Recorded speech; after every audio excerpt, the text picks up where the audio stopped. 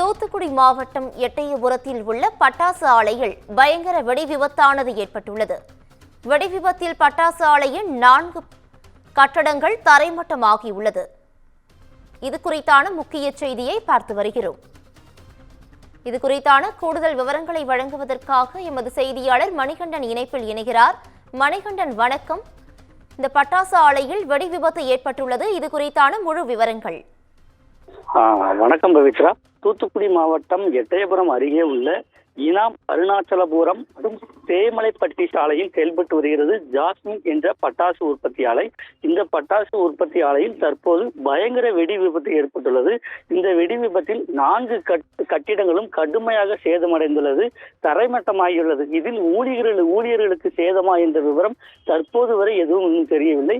அப்பகுதியே தற்போது புகை மண்டலமாக காணப்படுவதால யாரும் உள்ளே செல்ல முடியவில்லை. தீயணைப்பு துறையினர் விரைந்து வந்து தீயை அணைத்து வருகின்றனர்.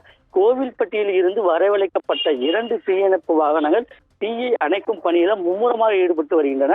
சேத விவரங்கள் பின்னர் தான் தெரிய வரும் என்று தீயணைப்பு துறையினர் தெரிவித்து வருகின்றனர். கூடுதல் விவரங்களுக்கு நன்றி மணிகண்டன்.